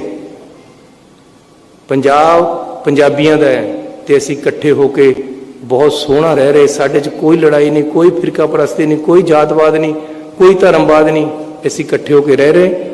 ਲੇਕਿਨ ਆਮ ਆਦਮੀ ਪਾਰਟੀ ਨੇ ਜਿਹੜਾ ਕੰਮ ਫੜਿਆ ਹੋਇਆ ਹੈ ਉਹ ਪੰਜਾਬ ਦੇ ਹਿੱਤ ਵਿੱਚ ਨਹੀਂ ਹੈ। ਇਹ ਦੇਸ਼ ਵਿਰੋਧੀ ਤਾਕਤਾਂ ਦੇ ਨਾਲ ਮਿਲ ਕੇ ਪੰਜਾਬ ਨੂੰ ਖੋਰਾ ਲਾਉਣਾ ਚਾਹੁੰਦੇ ਹੈ ਤੇ ਪੰਜਾਬ ਤੇ ਕਬਜ਼ਾ ਕਰਨਾ ਚਾਹੁੰਦੇ ਹੋ। ਅਸੀਂ ਕਿਸੇ ਤਰ੍ਹਾਂ ਵੀ ਐਕਸੈਪਟ ਨਹੀਂ ਕਰਾਂਗੇ ਤੇ ਨਾ ਹੀ ਹੋਣ ਦੇਵਾਂਗੇ। ਨਾਲ ਨਾਲ ਮੈਂ ਬੇਨਤੀ ਕਰਨਾ ਚਾਹੁੰਦਾ ਕਿ ਸਾਡੇ ਵਿੱਚ ਪਾਰਟੀ ਏਕਤਾ ਦੇ ਨਾਲ ਲੜੇਗੀ ਔਰ ਲੜ ਰਹੀ ਹੈ। ਏਕਤਾ ਦੇ ਨਾਲ ਇਕੱਠੇ ਹੋ ਕੇ ਟੀਮ ਵਰਕ ਕਰਕੇ ਅਸੀਂ ਸਰਕਾਰ ਚਲਾਵਾਂਗੇ ਤੇ ਪੰਜਾਬ ਨੂੰ ਇੱਕ ਸ਼ਾਨਦਾਰ ਸੂਬੇ ਦੇ ਤੌਰ ਤੇ ਉਭਾਰਨਾ ਸਾਡਾ ਫਰਜ਼ ਹੋਏਗਾ। ਪੰਜਾਬ ਵਿੱਚ ਮਾਫੀਆ ਰਾਜ ਖਤਮ ਕਰਨਾ, ਕਰਪਸ਼ਨ ਖਤਮ ਕਰਨੀ, ਪੰਜਾਬ ਦੇ ਲੋਕਾਂ ਨੂੰ ਚੰਗਾ ਰਾਜ ਦੇਣਾ, ਚੰਗਾ ਰਾਜ ਸਥਾਪਿਤ ਕਰਨਾ, ਸਟੇਬਲ ਰਾਜ ਸਥਾਪਿਤ ਕਰਨਾ ਸਾਡੀ ਜ਼ਿੰਮੇਵਾਰੀ ਹੋਏਗੀ। ਇਸ ਲਈ ਮੈਂ ਬੇਨਤੀ ਕਰਨਾ ਚਾਹੁੰਦਾ ਕਿ ਨਾ ਤਾਂ ਮੈਂ ਪਹਿਲਾਂ ਮੁੱਖ ਮੰਤਰੀ ਦਾ ਦਾਅਵੇਦਾਰ ਸੀ, ਅੱਜ ਵੱਡੇ ਭਰਾਵਾਂ ਨੇ, ਨਵਜੋਤ ਸਿੰਘ ਸਿੱਧੂ ਪਾਰਟੀ ਦੇ ਪ੍ਰਧਾਨ ਹੈ, ਕਾਂਗਰਸ ਪਾਰਟੀ, ਰਾਹੁਲ ਗਾਂਧੀ ਜੀ ਪ੍ਰਧਾਨ ਹੈ, ਲੋਕਾਂ ਨੇ 3 ਮਹੀਨੇ ਦਾ ਮੌਕਾ ਦਿੱਤਾ ਸੀ। 5 ਅਗਲੇ ਸਮੇਂ ਲਈ ਮੈਨੂੰ ਚੁਣਿਆ ਹੈ ਕਿ ਮੈਂ ਚਿਹਰਾ ਹੋਵਾਂਗਾ ਪਾਰਟੀ ਦਾ। ਲੇਕਿਨ ਮੈਂ ਹੱਥ ਜੋੜ ਕੇ ਬੇਨਤੀ ਕਰਦਾ ਕਿ ਮੈਂ ਅੱਗੇ ਹੋ ਕੇ ਨਹੀਂ, ਸਾਰਿਆਂ ਦੇ ਨਾਲ ਲੱਗ ਕੇ ਕੰਮ ਕਰਨਾ, ਸਾਰਿਆਂ ਦੇ ਪਿੱਛੇ ਲੱਗ ਕੇ ਕੰਮ ਕਰਨਾ ਹੈ, ਪੰਜਾਬ ਦੇ ਲੋਕਾਂ ਵਾਸਤੇ ਕੰਮ ਕਰਨਾ ਹੈ। ਮੈਨੂੰ ਕੋਈ ਲੋਭ ਲਾਲਚ ਨਹੀਂ ਹੈ। ਮੈਂ ਅੱਜ ਪੰਜਾਬ ਦੇ ਲੋਕਾਂ ਨੂੰ ਇਹ ਵਚਨ ਦਿੰਦੇ ਹਾਂ ਕਿ ਚਰਨਜੀਤ ਸਿੰਘ ਚੰਨੀ ਜੇ ਮੁੱਖ ਮੰਤਰੀ ਬਣ ਗਿਆ ਤਾਂ ਉਸ ਦੇ ਪਰਿਵਾਰ ਦੇ ਨਾਮ, ਮੇਰੇ ਜਾਂ ਮੇਰੀ ਘਰ ਵਾਲੀ ਦੇ ਨਾਮ ਅੱਜ ਤੋਂ ਬਾਅਦ ਕੋਈ ਪ੍ਰਾਪਰਟੀ ਨਹੀਂ ਹੋਏਗੀ। ਮੈਂ ਪਹਿਲਾਂ ਵੀ ਕਹਿ ਚੁੱਕਿਆ। ਇੱਕ ਵੀ ਸਿਆੜ, ਇੱਕ ਵੀ ਵਿਸਵਾ, ਇੱਕ ਵੀ ਕੋਈ ਕਾਰੋਬਾਰ ਚਰਨਜੀਤ ਚੰਨੀ ਨਹੀਂ ਕਰੇਗਾ। ਇਮਾਨਦਾਰੀ ਪੱਲੇ ਰੱਖਾਂਗਾ, ਇਹੀ ਚਾਦਰ ਪੱਲੇ ਰੱਖਾਂਗਾ ਤੇ ਚਾਦਰ ਤੇ ਪੰਜਾਬ ਦੇ ਲੋਕਾਂ ਦੀ ਚਾਦਰ ਤੇ ਦਾਗ ਨਹੀਂ ਆਣ ਦੇਵਾਂਗਾ। ਇਹ ਮੈਂ ਪੰਜਾਬ ਦੇ ਲੋਕਾਂ ਨੂੰ ਵਿਸ਼ਵਾਸ ਦਿਵਾਉਣਾ ਹੈ। ਨਾ ਜ਼ਿੰਦਗੀ 'ਚ ਕਦੇ ਸ਼ਰਾਬ ਪੀਤੀ ਹੈ, ਨਾ ਜ਼ਿੰਦਗੀ 'ਚ ਕਦੇ ਕੋਈ ਨਸ਼ਾ ਕੀਤਾ ਹੈ, ਨਾ ਕੋਈ ਐਬ ਰੱਖਿਆ ਹੈ। ਬਿਲਕੁਲ ਸਾਦਾ ਸਾਦਾ ਜੀਵਨ ਰੱਖਿਆ, ਸਾਦੇ ਕੱਪੜੇ ਪਾਏ ਹੈ ਤੇ ਸਾਦਗੀ ਨਾਲ ਰਹਿੰਦਾ ਹੈ। ਇਹੀ ਸਾਦਗੀ ਔਰ ਨਿਮਰਤਾ ਪੱਲੇ ਰੱਖਾਂਗਾ। ਮੇਰੇ ਲੋਕ ਮੇਰੇ ਵਾਸਤੇ ਰੱਬ ਹੈ ਪੰਜਾਬ ਦੇ, ਤੇ ਮੇਰੇ ਵਾਸਤੇ ਕ੍ਰਿਸ਼ਨ ਹੈ, ਮੇਰੇ ਵਾਸਤੇ ਮੇਰੇ ਗੁਰੂ ਸਾਹਿਬਾਨ ਦੀ ਕਹਿੰਦੇ ਖਾਲਸੇ ਦਾ ਜਿਹੜਾ ਰੂਪ ਹੈ ਉਹ ਗੁਰੂ ਹੁੰਦਾ ਹੈ। ਮੇਰੇ ਵਾਸਤੇ ਮੇਰੇ ਲੋਕਾਂ ਦਾ ਜਿਹੜਾ ਸਰੂਪ ਹੈ, ਲੋਕ ਹੈ ਜਿਹੜੇ, ਉਹ ਗੁਰੂ ਹੈ। ਉਹੀ ਮੇਰੇ ਵਾਸਤੇ ਸਭ ਕੁਝ ਹੈ। ਇਸ ਲਈ ਮੈਂ ਲੋਕਾਂ ਵਾਸਤੇ ਜੀਵਾਂਗਾ, ਲੋਕਾਂ ਵਾਸਤੇ ਮਰਾਂਗਾ ਆਪਣੇ ਪਰਿਵਾਰ ਦੇ ਕੰਮਕਾਰ ਮੈਂ ਛੱਡ ਦਿੱਤੇ ਹੈ। ਸਾਧ ਵਾਂਗੂ ਲੋਕਾਂ ਦੇ ਵਿੱਚ ਘੁੰਮਾਂਗਾ। 3 ਸਾਲ 3 ਮਹੀਨੇ ਮਿਲੇ 111 ਦਿਨ। 111 ਦਿਨ ਦੇ ਵਿੱਚ ਨਾ ਸੋਇਆ ਹੈ ਨਾ ਅਫਸਰਾਂ ਨੂੰ ਸੌਣ ਦਿੱਤਾ ਹੈ। 3 ਮਹੀਨੇ ਦੇ ਵਿੱਚ ਲਾਸਟ 3 ਮਹੀਨਿਆਂ 'ਚ ਕਦੇ ਅਫਸਰ ਕੰਮ ਨਹੀਂ ਕਰਦੇ, ਆਮ ਤੌਰ ਤੇ ਦੇਖਿਆ ਗਿਆ ਪਹਿਲਾਂ, ਲੇਕਿਨ ਮੇਰੇ ਨਾਲ ਅਫਸਰਾਂ ਨੇ ਪੱਬਾਂ ਭਾਰ ਹੋ ਕੇ ਕੰਮ ਕੀਤਾ। ਮੈਂ ਧੰਨਵਾਦੀ ਹਾਂ ਉਹਨਾਂ ਦਾ। ਜੇ ਮੈਂ ਲਾਸਟ 3 ਮਹੀਨੇ 'ਚ ਬਿਊਰੋਕ੍ਰੇਸੀ ਤੋਂ ਕੰਮ ਲੈ ਸਕਦਾ ਤਾਂ ਅਗਲੇ 5 ਸਾਲ ਕਿਸ ਤਰ੍ਹਾਂ ਲਵਾਂਗਾ, ਇਹ ਤੁਸੀਂ ਅੰਦਾਜ਼ਾ ਲਗਾ ਸਕਦੇ ਹੋ। ਜੇ ਮੈਂ ਲਾਸਟ 3 ਮਹੀਨਿਆਂ 'ਚ ਇੰਨੇ ਕੰਮ ਕਰ ਸਕਦਾ ਕਿ ਲੋਕਾਂ ਨੂੰ ਪਸੰਦ ਆਏ ਹੈ, ਤਾਂ ਇਹ ਤਾਂ ਆਮ ਆਦਮੀ ਨਾਲ ਤਾਂ ਕਹਿੰਦੇ ਅਕਾਲੀ ਵੀ ਦੇਖ ਲਏ, ਕਾਂਗਰਸੀ ਵੀ ਦੇਖ ਲਏ। ਮੈਂ ਕਹਿੰਦਾ ਤੁਸੀਂ ਬਾਦਲ ਵੀ ਦੇਖ ਲਿਆ, ਤੁਸੀਂ ਕੈਪਟਨ ਵੀ ਦੇਖ ਲਿਆ, ਮੈਨੂੰ ਤਾਂ ਤੇ ਸਾਨੂੰ ਤਾਂ 111 ਦਿਨੇ ਦੇਖਿਆ। ਸਾਨੂੰ ਤੁਸੀਂ 5 ਸਾਲ ਦੇਖੋ। ਅਸੀਂ ਪੰਜਾਬ ਦੀ ਕਾਇਆ ਪਲਟ ਕਰਨ ਵਾਸਤੇ ਤਿਆਰ ਬੈਠੇ, ਪੰਜਾਬ ਨੂੰ ਅੱਗੇ ਵਧਾਉਣ ਵਾਸਤੇ ਤਿਆਰ ਬੈਠੇ ਹਾਂ। ਇਹ ਕਰਜ਼ੇ ਕੁਰਜ਼ੇ ਸਾਰੇ ਲਾ ਦਾਂਗੇ। ਅਸੀਂ ਪੰਜਾਬ ਨੂੰ ਤਰੱਕੀ ਦੇ ਰਾਹ ਤੇ ਤੋਰਾਂਗੇ। ਸਾਡੇ ਪਾਸ ਸਿੱਧੂ ਦਾ ਮਾਡਲ ਹੈ, ਜਿੱਤੇਗਾ ਪੰਜਾਬ ਮਾਡਲ ਹੈ, ਇਹਨੂੰ ਲਾਗੂ ਕਰਾਂਗੇ। ਕਾਰਪੋਰੇਸ਼ਨ ਜਿਸ ਤਰ੍ਹਾਂ ਸਿੱਧੂ ਸਾਹਿਬ ਨੇ ਕੱਢੀ ਹੈ ਗੱਲ, ਅਸੀਂ ਬਣਾਵਾਂਗੇ। ਰਲ ਕੇ ਕੰਮ ਕਰਾਂਗੇ, ਤਕੜੇ ਹੋ ਕੇ ਕੰਮ ਕਰਾਂਗੇ, ਮਜ਼ਬੂਤੀ ਨਾਲ ਇਮਾਨਦਾਰੀ ਦੇ ਨਾਲ ਕੰਮ ਕਰਾਂਗੇ। ਸ਼ਿਕਾਇਤ ਕਦੇ ਪੰਜਾਬ ਦੇ ਲੋਕਾਂ ਨੂੰ ਨਹੀਂ ਆਉਣ ਦਿੰਦੇ। ਇਸ ਲਈ ਮੈਂ ਸਤਿਕਾਰਪੂਰਵਕ ਲੋਕਾਂ ਨੂੰ ਬੇਨਤੀ ਕਰਦਾ ਕਿ ਇੱਕ ਚਰਨਜੀਤ ਚੰਨੀ, ਮੈਂ MC ਵੀ ਰਿਹਾ 3 ਵਾਰ, 2 ਵਾਰ ਮਿਊਨਿਸਪਲ ਕਮੇਟੀ ਦਾ ਪ੍ਰਧਾਨ ਰਿਹਾ, MP ਵੀ 3 ਵਾਰ MLA ਬਣਿਆ, 1 ਵਾਰ ਆਜ਼ਾਦ ਜਿਤਾਤਾ ਸੀ ਲੋਕਾਂ ਨੇ। ਆਪੋਜੀਸ਼ਨ ਲੀਡਰ ਰਿਹਾ, ਪਿਛਲੀ ਵਾਰੀ ਸਰਕਾਰ ਆ ਗਈ ਸੀ, ਮੰਤਰੀ ਰਿਹਾ। ਅੱਜ ਤੱਕ ਤਾਂ ਕੋਈ ਦਾਗ ਕਿਸੇ ਨੇ ਲਾਇਆ ਨਹੀਂ, ਨਾ ਲੱਗਿਆ ਹੈ। ਆਪਣੇ ਆਪ ਦਾਗ ਧੋ ਹੋ ਜਾਂਦੇ, ਜਿਸ ਤਰ੍ਹਾਂ ਹੁਣ ਵੀ ਜਿਹੜੇ ਲਾਏ ਆ ਧੋ ਹੋ ਗਏ ਹੈ।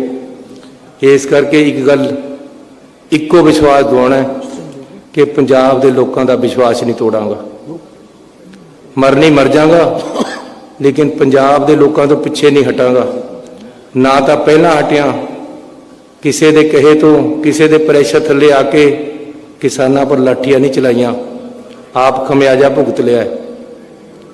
ਕਿਸੇ ਦੇ ਕਹੇ ਤੇ ਕਦੇ ਪਿੱਛੇ ਨਹੀਂ ਹਟਾਂਗਾ ਪੰਜਾਬ ਦੇ ਲੋਕਾਂ ਤੋਂ, ਇਹ ਮੈਂ ਵਿਸ਼ਵਾਸ ਦਿਵਾਉਣਾ। ਇਸ ਕਰਕੇ ਚੁਣਨਾ ਤੁਸੀਂ ਹੈ। ਅੱਜ ਪਾਰਟੀਆਂ ਤੋਂ ਉੱਪਰ ਲੜਾਈ ਚਲੀ ਗਈ ਹੈ। 3 ਚਿਹਰੇ ਹੈ, ਭਗਵੰਤ ਮਾਨ ਹੈ, ਸੁਖਬੀਰ ਬਾਦਲ ਹੈ, ਚਰਨਜੀਤ ਚੰਨੀ ਹੈ। ਜਿਹੜਾ ਤੁਹਾਨੂੰ ਚੰਗਾ ਲੱਗਦਾ ਚੁਣ ਲਓ। ਮੈਂ ਕਿਸੇ ਬਾਰੇ ਕੋਈ ਮਾੜਾ ਨਹੀਂ ਕਹਿਣਾ, ਲੇਕਿਨ ਆਪਣੇ ਬਾਰੇ ਜ਼ਰੂਰ ਕਹਾਂਗਾ ਕਿ ਨਾ ਮੈਂ ਸ਼ਰਾਬ ਪੀ ਕੇ ਰਾਤ ਨੂੰ ਟੈਲੀਫੋਨ ਵਾਲਾ ਹੈ ਕਿ ਮੈਂ ਟੈਲੀਫੋਨ ਚੱਕਾਂਗਾ ਹੀ ਨਹੀਂ, ਤੁਹਾਨੂੰ ਮਿਲਾਂਗਾ ਹੀ ਨਹੀਂ। 2-2 ਵਜੇ ਲੋਕ ਮੈਨੂੰ ਮਿਲੇ ਆ ਕੇ, 12:30 ਵਜੇ ਵੀ ਮਿਲੇ ਹੈ। ਸ਼ਰਾਬ ਮੈਂ ਪੀਂਦਾ ਹੀ ਨਹੀਂ, ਨਸ਼ਾ ਮੈਂ ਕੋਈ ਕਰਦਾ ਹੀ ਨਹੀਂ, ਇਸ ਕਰਕੇ ਮੈਂ ਦਿਨ ਰਾਤ ਮਿਲਦਾ। ਤੇ ਮੇਰਾ ਪਰਿਵਾਰ ਹੈਗਾ, ਮੈਂ ਆਪਣਾ ਪਰਿਵਾਰ ਨਹੀਂ ਕਿਸੇ ਵਾਂਗੂ ਛੱਡਿਆ ਕਿ ਜੀ ਸ਼ਰਾਬ ਦੀ ਲੱਤ ਕਰਕੇ ਪਰਿਵਾਰੇ ਛੱਡ ਕੇ ਚਲੇ ਗਿਆ। ਮੇਰੀ ਵਾਈਫ, ਮੇਰੇ ਬੱਚੇ ਮੇਰੇ ਨਾਲ ਰਹਿੰਦੇ ਹੈ। ਗੁਰੂ ਸਾਹਿਬ ਨੇ ਕਿਹਾ ਗ੍ਰਸਤੀ ਵਿੱਚ ਰਹਿ ਕੇ ਦੁਨੀਆ ਦੀ ਸੇਵਾ ਕਰੋ, ਉਸੇ ਤਰ੍ਹਾਂ ਕਰ ਰਹੇ ਹਾਂ ਤੇ ਅੱਗੇ ਨੂੰ ਵੀ ਕਰਾਂਗਾ। ਇਸ ਲਈ ਲੇਕਿਨ ਮੈਂ ਫੇਰ ਕਹਿਣਾ ਕਿ ਜਿਹੜੇ ਬਾਹਰ ਤੇ ਲੋਕ ਖੱਲੜ ਪੈਂਦੇ ਆ, ਇਹਨਾਂ ਤੋਂ ਬਚਣ ਦੀ ਲੋੜ ਹੈ। ਇਹ ਗਲਤ ਭਾਵਨਾਵਾਂ ਦੇ ਨਾਲ ਪੰਜਾਬ ਨੂੰ ਦੇਖ ਰਹੇ, ਪੰਜਾਬ ਨੂੰ ਲੁੱਟਣ ਆਏ ਹੈ, ਇਹਨਾਂ ਤੇ ਬਚੋ ਤੇ ਆਓ ਆਪਾਂ ਇਕੱਠੇ ਹੋ ਕੇ ਪੰਜਾਬ ਨੂੰ ਉਜਵਲ ਭਵਿੱਖ ਵੱਲ ਲੈ ਕੇ ਜਾਈਏ ਤੇ ਕਾਂਗਰਸ ਪਾਰਟੀ ਦੀ ਸਰਕਾਰ ਬਣਾਈਏ, ਜਿਹਦੇ ਵਿੱਚ ਨਵਜੋਤ ਸਿੰਘ ਸਿੱਧੂ ਵੀ ਹੈ, ਜਿਹਦੇ ਵਿੱਚ ਸੁਨੀਲ ਜਾਖੜ ਵੀ ਹੈ, ਜਿਹਦੇ ਵਿੱਚ ਕਾਂਗਰਸ ਪਾਸ ਦਿੱਗਜ ਲੀਡਰ ਹੈ, ਇੱਕ ਅੱਛੀ ਸੋਚ ਵਾਲੇ ਬੰਦੇ ਹੈ ਜਿਹੜੇ ਪੰਜਾਬ ਨੂੰ ਅੱਗੇ ਲਿਜਾ ਸਕਦੇ ਹੈ। ਸਾਡੀ ਵਿੱਚ ਬਹੁਤ ਵਧੀਆ ਦਿਮਾਗ ਹੈਗੇ ਹੈ, ਬਹੁਤ ਵਧੀਆ ਸੋਚ ਵਾਲੇ ਬੰਦੇ ਹੈਗੇ। ਇੱਕ ਟੀਮ ਹੈ ਜਿਹੜੀ ਪੰਜਾਬ ਨੂੰ ਅੱਗੇ ਲੈ ਕੇ ਜਾਏਗੀ, ਔਰ ਅਸੀਂ ਟੀਮ ਵਰਕ ਕਰਾਂਗੇ। ਤੁਹਾਡਾ ਸਾਰਿਆਂ ਦਾ ਬਹੁਤ ਧੰਨਵਾਦ। ਜੈ ਹਿੰਦ। आज तो यार मैनिफेस्टो ऐसी खत्म करने दीजिए, 1 मिनट। अभी जाखड़ साहब पहुंच रहे हैं 5 मिनट, तो हम ये रिलीज बाद में करेंगे। आप अपने क्वेश्चन शुरू करिए, लेकिन एक एक करके पूछिएगा ताकि थोड़ा सा अनुशासन बना रहे। आप बोलिए।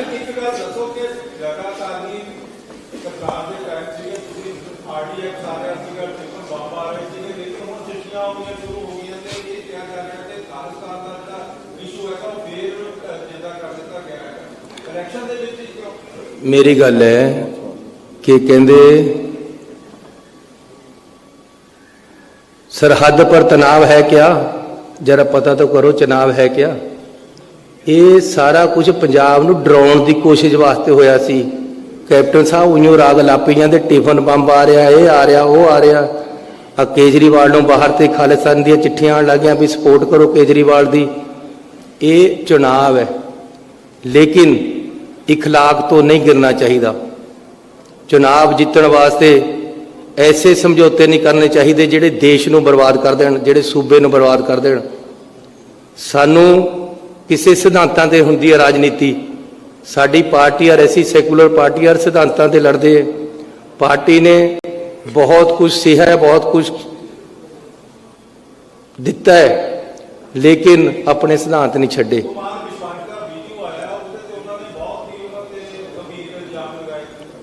देखो कुमार विश्वास ते केजरीवाल जी बहुत ही अच्छे गूढ़े दोस्त रहे हैं, जिन्हां ने पार्टी नूं बिल्ड किया, आम आदमी पार्टी नूं। उन्हां च मेन नाम कुमार विश्वास का है। अज जे कुमार विश्वास कह रहा है कि केजरीवाल सत्ता का लोभी है तो सत्ता नूं काबज कर होने वास्ते खालिस्तान भी मंजूर कर लेगा, खालिस्तानियां नूं भी मंजूर कर लेगा, तो हर तरह का छड़यंत्र रच सकता है। वो छड़यंत्र असी ये देखिए है अंदरों कि ये पंजाब दे विच सत्ता ते काबज होने लई किसी हद तक भी गिर सकते हैं, किसी हद तक भी जा सकते हैं। असल दे विच वो आप मुख्यमंत्री बनना चाहते हैं। ये भगवंत मान तो बेचारा वैसे ही रखा होया मूहरे।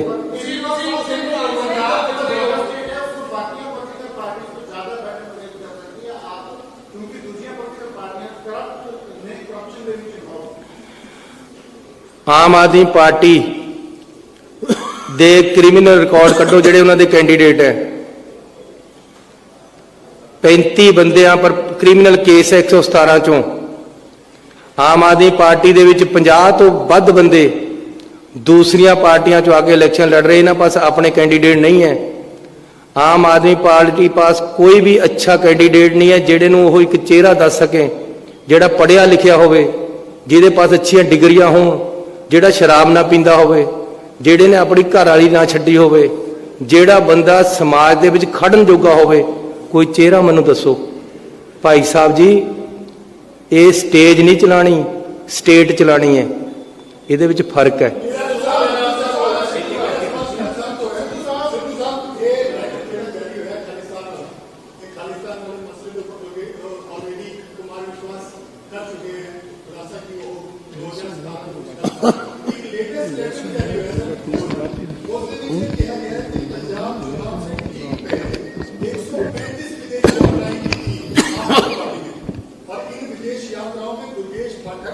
जर्मनी में जिसके घर रुके थे वो खालिस्तान का घर था। तो ये पूरा जो खालिस्तान का मामला है, आप बड़े नजदीक हैं गवर्नमेंट और ISI बहुत एक्टिव है, खालिस्तान बार बार आ जाता है, तो इस पूरे मुद्दे पे आप क्या कहते हैं? देखिए, इसमें मुझे कुछ नहीं कहना, ये उनके नजदीकी का कहना है और ये these are very serious suspensions that have been cast on him. मुझे आज उनका बयान जो था वो बड़ा अजीब लगा। उन्होंने कहा कि ये भगत सिंह के चेले को ये सब लोग घेर रहे हैं। आप कहां से चेले हो गए भाई भगत सिंह के? भगत सिंह ने तो आज तक कोई समझौता नहीं किया था। आपने तलवे चाट के माफी मांगी विक्रम सिंह मजीठिया के, इसलिए माफी मांगी। भगत सिंह ने तो जान दी। हाँ, भगत सिंह ने तो किसी से कुछ मांगा ही नहीं। भगत सिंह तो अंग्रेजों के खिलाफ लड़ता रहा, जान मार के चला गया। जहां बम धमाका भी किया तो उसने कहा गूंगे बहरे कानों तक अगर आवाज पहुंचानी हो तो धमाका जरूरी है, सिंबॉलिक था, मार भी सकता था, लेकिन उसने कोई समझौता नहीं किया।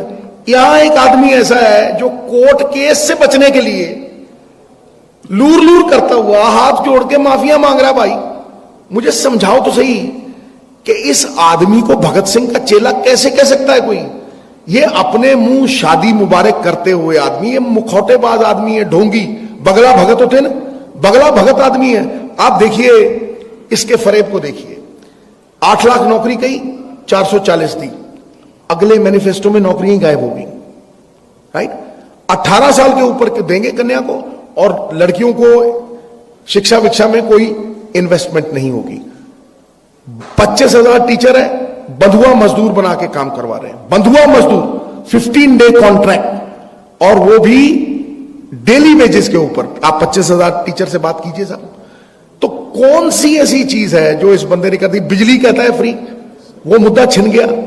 1400 करोड़ रुपए की तुम सब्सिडी देते हो, हम 14,000 करोड़ रुपए किसी किसान को सब्सिडी देते हो? ना तुम बिजली बनाते हो ना भेजते हो। आज चरणजीत सिंह चन्नी ने वो मुद्दा छीन लिया, नया लेके आए। तो इसलिए मैं ये कहता हूं कि इस आदमी का कोई दीन ईमान ही नहीं है, गिरगिट की तरह रंग बदलता है, और गिरगिट ही इनका आराध्य देव होना चाहिए।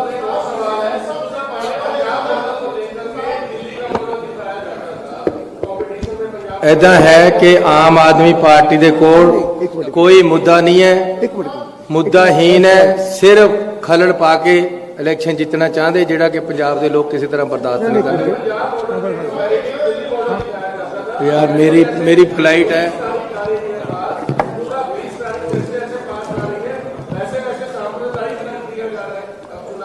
देखिए, मैं पहले भी मुद्दों पे पहरेदारी देता था, आज भी मैं मुद्दों के पहरेदारी कर रहा हूं।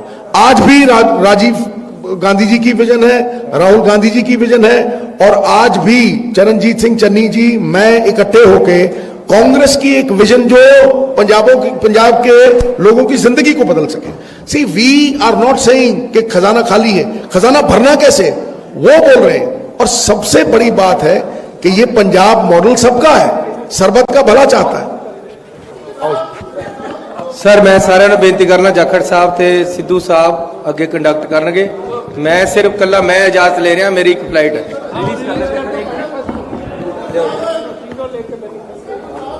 हाँ जी, हाँ जी।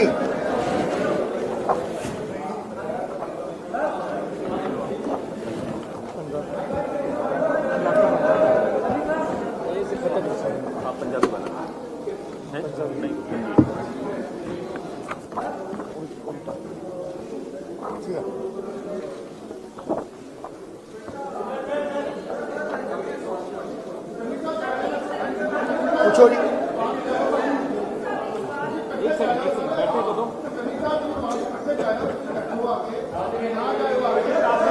सवालों के जवाब दे देंगे। मैं आया कोई मैं देंगा ना, मैं जवाब दे देना। मैं देंगा जवाब, मैं देंगा। अजय जाखड़ साहब ते सिद्धू साहब ने जवाब देने। आ लो यार, लो यार, इदा कर और दसो ना, फोटो लो जी, इधर करो जरा। आ लो लो जी फोटो, और कोई कसर तो नहीं रहेगी। ये पूरा पंजाब है। ਇਹ ਦੇਖੋ, ਇਹ ਜੱਫੀ ਦੇਖ ਲਓ, ਤਿੰਨਾਂ ਨੂੰ ਇੱਕ ਕਰਤਾ, ਦੇਖ ਲਓ ਕੋਈ ਦੀਦਾ ਨਹੀਂ। ਜਾਦੂ की ਥੈਂਕ ਯੂ ਜੀ। ਜਾਓ ਜਾਓ ਜਾਓ। ਹਾਂਜੀ ਬੋਲੋ।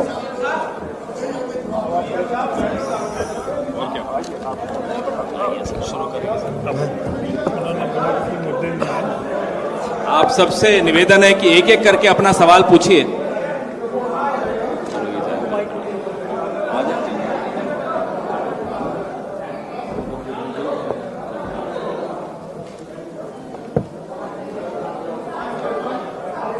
आज हमने बहुत फिर चढ़ा लिया तुझे। बैठो बैठो। तो फिर आगे वापस जो मेरे लायक गल वो पूछ लो, मेरा जहाज नहीं उड़ना, गरीब का जहाज उड़ जान दो। एक एक करके प्लीज, एक एक करके। गरीब का जहाज उड़ लेन दो।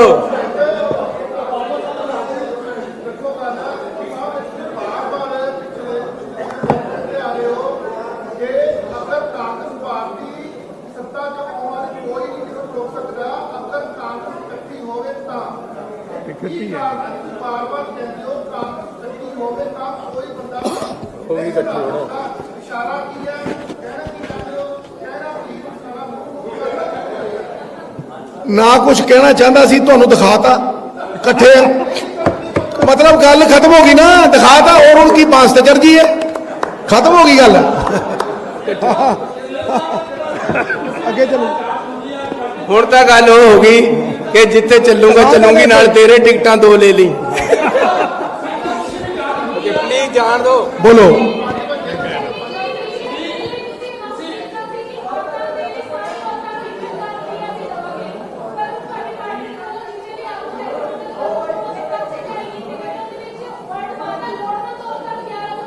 नहीं नहीं नहीं, अक्रॉस बोर्ड, क्लियर करा लो मेरे अक्रॉस बोर्ड 1100 रुपया सब औरतां ਨੂੰ और नाल 8 सिलेंडर फ्री हर घर ਦੇ ਵਿੱਚ। ਉਹਦੇ ਨਾਲ ਬੱਚੀਆਂ ਨੂੰ 5ਵੀਂ ਪੜੇਗੀ 5000, 10ਵੀਂ ਪੜੇਗੀ 10000, 20000 ਨਾਲ ਕੰਪਿਊਟਰ फ्री ਐਬਸੋਲੂਟਲੀ ਸਭ ਨੂੰ।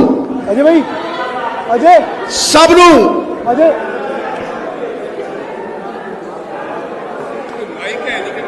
अजय भाई हैंडी करी, अजय भाई आपको एक माइक दे देते हैं, एक एक करके पूछिए। हैंडी कर लो। माइक दे दो सर ये माइक ले लो। जी। पता ही लग रहा। जल्दी आ जाओ। ਹੈਲੋ जी ਸਿੱਧੂ ਸਾਹਿਬ, ਤੁਸੀਂ ਪਾਰਟੀ ਦੇ ਪੰਜਾਬ ਦੇ ਸੁਪਰੀਮੋ ਆ। ਮੁੱਖ ਮੰਤਰੀ ਨੇ ਵੀ ਮੰਗ ਕੀਤੀ ਆ ਵੀ ਪ੍ਰਧਾਨ ਮੰਤਰੀ ਨੂੰ ਜਿਹੜਾ ਦੋਸ਼ ਲੱਗੇ ਨੇ ਕੇਜਰੀਵਾਲ ਤੇ ਆਮ ਆਦਮੀ ਪਾਰਟੀ ਦੇ, ਵੀ ਉਹਦੀ ਜਾਂਚ ਹੋਣੀ ਚਾਹੀਦੀ ਆ। ਤੇ ਔਰ ਜਾਖੜ ਸਾਹਿਬ ਨੇ ਵੀ ਕਿਹਾ ਵੀ ਦੇਸ਼ ਧਰੋਹੀ ਦਾ ਪਰਚਾ ਹੋਣਾ ਚਾਹੀਦਾ। ਬਹੁਤ ਗੰਭੀਰ ਦੋਸ਼ ਨੇ ਜੀ ਜੀ ਕੱਲ ਜੀ।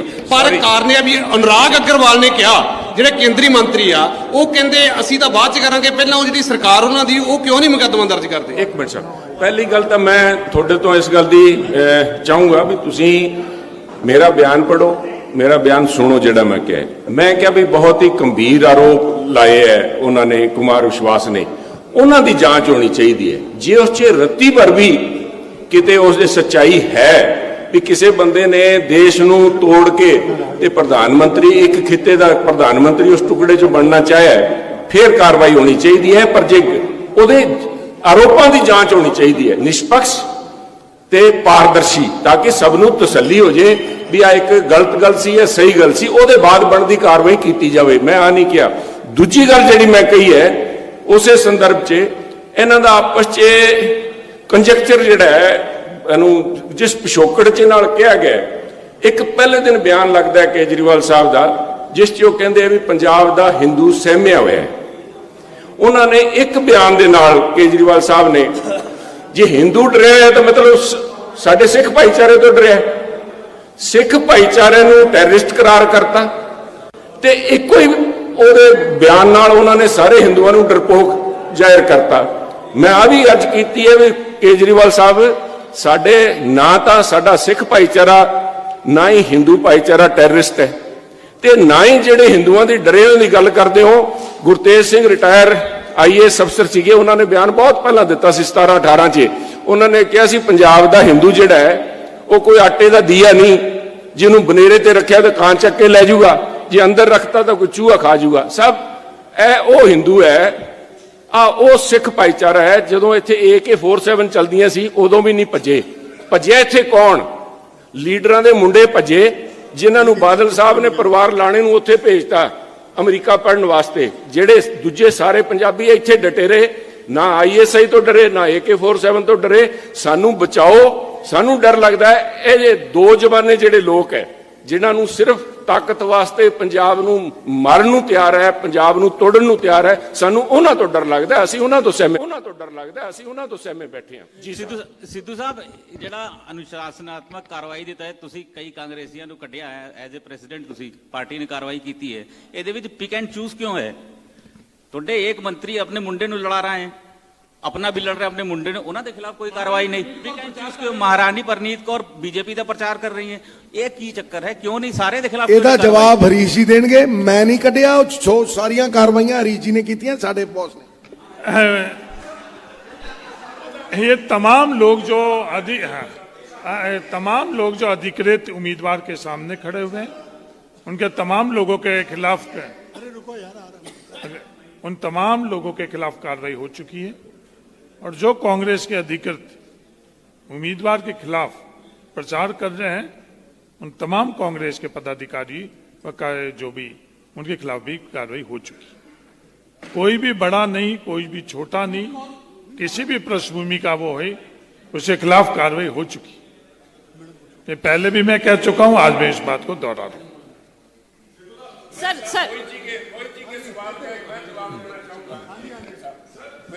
ਮਾਈ ਅਪੋਲੋਜੀਜ਼ ਪਲੀਜ਼। ਇੱਕ ਮਿੰਟ ਸਰ, ਬੜਾ ਕੈਲਾਸ਼ ਜੀ, ਬੜਾ ਇੰਪੋਰਟੈਂਟ ਸਵਾਲ ਸੀਗਾ ਜਿਹੜਾ ਮੋਹਿਤ ਜੀ ਨੇ ਕੀਤਾ ਹੈ। ਇਹਨਾਂ ਨੇ ਇੱਕ ਹਿੱਸਾ ਤਾਂ ਸੀਗਾ ਵੀ ਤੁਸੀਂ ਸਾਰਿਆਂ ਤੇ ਕਾਰਵਾਈ ਨਹੀਂ ਕਰ ਰਹੇ, ਦੂਜਾ ਹਿੱਸਾ ਇਹਨਾਂ ਦਾ ਸੀਗਾ ਵੀ ਮਹਾਰਾਣੀ ਪ੍ਰਨੀਤ ਕੌਰ ਕੈਪਟਨ ਸਾਹਿਬ ਦੇ ਉਹਨਾਂ ਦੇ ਕਰ ਰਹੇ। ਮਹਾਰਾਣੀ ਸਾਹਿਬ ਦਾ ਬਿਆਨ ਆਇਆ ਸੀ ਵੀ ਮੈਂ ਪਰਿਵਾਰ ਵਾਸਤੇ ਆਪਣੇ ਪਰਿਵਾਰ ਵਾਸਤੇ ਵੋਟਾਂ ਮੰਗ ਰਿਹਾ। ਤੁਸੀਂ ਉਹਨਾਂ ਨੂੰ ਤੇ ਕਿੰਤੂ ਪਰੰਤੂ ਕਰ ਰਹੇ ਹੋ। ਅੱਜ ਪੰਜਾਬ ਦੇ ਲੋਕ ਜਿਹੜੇ ਸਾਡੇ ਇਲਾਕੇ 'ਚ, ਅਸੀਂ ਕਿਉਂਕਿ ਉਹਨਾਂ ਦੀ ਜੜ 'ਚ ਵਸਦੇ ਹਾਂ, ਲੰਬੀ ਦੇ ਨਾਲ ਲੱਗਦਾ, ਸਾਡੀ ਵੱਟ ਸਾਂਝੀ ਹੈ, ਇਸ ਕਰਕੇ ਉਹਨਾਂ ਦੀ ਤਿੱਖੀ ਨਿਗਾਹ ਵੀ ਸਾਡੇ ਤੇ ਰਹਿੰਦੀ ਹੈ, ਸੁਖਬੀਰ ਜੀ ਹੋਰਾਂ ਦੀ। ਪਰ ਇੱਕ ਸਵਾਲ ਪੰਜਾਬ ਦੇ ਲੋਕ ਪੁੱਛਦੇ ਹੈ ਵੀ ਬਾਦਲ ਸਾਹਿਬ ਜੀ ਨੂੰ, ਵੱਡੇ ਬਾਦਲ ਸਾਹਿਬ ਨੂੰ ਭੀਸ਼ਮ ਪਿਤਾਮਹ ਵਾਲਾ ਅੰਤ ਕਿਉਂ ਦੇ ਰਹੇ ਹੋ ਤੁਸੀਂ? ਭੀਸ਼ਮ ਪਿਤਾਮਹ ਨੂੰ ਉਹਨਾਂ ਤੀਰਾਂ ਦੇ ਉੱਤੇ ਰੱਖ ਕੇ ਉਹਨਾਂ ਨੇ ਲਏ ਸੀਗੇ। ਇੱਕ 96 ਸਾਲ ਦੇ ਸਾਡੇ ਬਜ਼ੁਰਗ ਹੈ, ਦੇਖੋ ਮੈਂ ਹਮੇਸ਼ਾ ਕਹਿੰਦਾ ਰਿਹਾ ਮੇਰਾ ਉਹਨਾਂ ਪ੍ਰਤੀ ਬਹੁਤ ਰਿਗਾਰਡ ਹੈ, ਸਾਡੇ ਰਾਜਨੀਤਿਕ ਵਿਰੋਧ ਹੈਗੇ, ਪਰ ਇੱਕ 96 ਸਾਲ ਦੇ ਵਿਅਕਤੀ ਨੂੰ ਉਹਨਾਂ ਦੇ ਬਿਆਨ ਆਏ ਖੁਦ ਬਾਦਲ ਸਾਹਿਬ ਦੇ ਵੀ ਮੈਂ ਨਹੀਂ ਸੀ ਲੜਨਾ ਚਾਹੁੰਦਾ, ਮੈਨੂੰ ਮਾਂ ਪਾਰਟੀ ਦਾ ਹੁਕਮ ਹੋਇਆ। ਹੁਣ ਮਾਂ ਪਾਰਟੀ ਕੌਣ ਹੈ?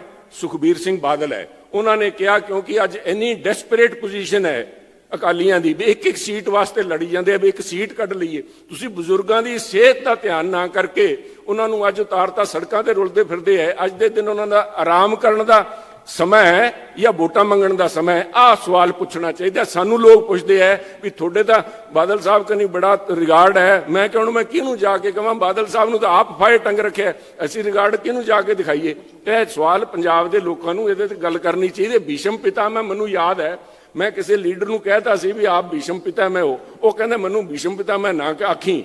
ਮੈਂ ਕਿਹਾ ਮੈਂ ਆਊਟ ਆਫ ਰਿਸਪੈਕਟ ਕਹਿ ਰਿਹਾ। ਕਹਿੰਦਾ ਰਿਸਪੈਕਟ ਤਾਂ ਮੈਂ ਤੇਰੀ ਸਮਝਦਾ, ਪਰ ਜਦੋਂ ਮੈਂ ਭੀਸ਼ਮ ਪਿਤਾ ਨੂੰ ਤੀਰਾਂ ਦੇ ਉੱਤੇ ਆਖਰੀ ਸਾਹ ਲੈਣੀ ਪਈ ਸੀ, ਉਹ ਹਾਲ ਸੁਖਬੀਰ ਬਾਦਲ ਨੇ ਬਾਦਲ ਸਾਹਿਬ ਦਾ ਕਰ ਰੱਖਿਆ। ਮੇਰੀ ਲੋਕਾਂ ਨੂੰ ਅਪੀਲ ਹੈ ਵੀ ਇਹ ਜੇ ਲੋਕ ਜਿਹੜੇ ਆਪਣੇ ਪਰਿਵਾਰ ਨੂੰ ਸੂਲੀ ਤੇ ਟੰਗਣ ਨੂੰ ਤਿਆਰ ਹੈ, ਇਹਨਾਂ ਤੋਂ ਬਚੋ ਸਾਹਿਬ, ਇਹਨਾਂ ਤੋਂ ਬਚੋ, ਕਿਉਂਕਿ ਅਸੀਂ ਉਸ ਗੁਰੂ ਮਹਾਰਾਜ ਦੇ ਵਾਰਸ ਹਾਂ ਜਿਨ੍ਹਾਂ ਨੇ ਕਹਿੰਦਾ ਸਰਬੰਸ ਦਾਨੀ ਆਵੇ ਤੇਰਾ ਕੌਣ ਦੇਊਗਾ ਦੇਣਾ। ਇੱਥੇ ਉਹਨਾਂ ਨੇ ਕੁਰਸੀ ਵਾਸਤੇ ਤਾਂ ਨਹੀਂ ਆਪਣਾ ਦਾਨ ਕੀਤਾ ਸੀਗਾ, ਉਹਨਾਂ ਨੇ ਲੋਕਾਂ ਵਾਸਤੇ, ਪੰਥ ਵਾਸਤੇ, ਦੇਸ਼ ਵਾਸਤੇ ਕੀਤਾ ਸੀਗਾ। ਉਹਨਾਂ ਲੋਕਾਂ ਤੋਂ ਬਚੋ ਜਿਹੜੇ ਐਡੀ ਮਾੜੀ ਸੋਚ ਦੇ ਲੀਡਰ ਆਏ ਹੈ। ਸੌਰੀ ਸਰ, ਮਹਾਰਾਣੀ ਪ੍ਰਨੀਤ ਕੌਰ ਜੀ ਭਾਜਪਾ ਦਾ ਪ੍ਰਚਾਰ ਕਰੀਏ, ਪਾਰਟੀ ਵੱਲੋਂ ਜਾਇਜ਼ ਹੈ? ਬੀਬੀ ਜੀ ਅੱਜ ਦਾ ਮੁੱਦਾ ਮੈਨੀਫੈਸਟੋ ਹੈ। ਪੰਜਾਬ ਦੇ ਲੋਕਾਂ ਦੀ ਜ਼ਿੰਦਗੀ ਕਿੱਦਾਂ ਬਦਲਣੀ ਹੈ, ਪੰਜਾਬ ਦੇ ਲਈ ਕਿਹੜਾ ਰੋਡ ਮੈਪ ਹੈ, ਇਹ ਕਿੱਧਰ ਜਾਈ ਜਾਂਦੇ ਹੋ ਯਾਰ? ਨਾ 3 ਚ ਨੇ, ਨਾ 13 ਚ ਨੇ, ਹੋ ਨਾ ਟੋਕਰੇ ਵਾਲੇ ਬੇਰਾਂ ਚ ਨੇ, ਕੀ ਬੋਲੀ ਜਾਂਦੇ? ਤੁਸੀਂ ਪੰਜਾਬ ਸੈਂਟਰਿਕ ਗੱਲ ਕਰੋ यार। कर ले बोलिए, पूछिए साहब, यहाँ ठीक आए हो आप, टिकाने आए हो? हाँ।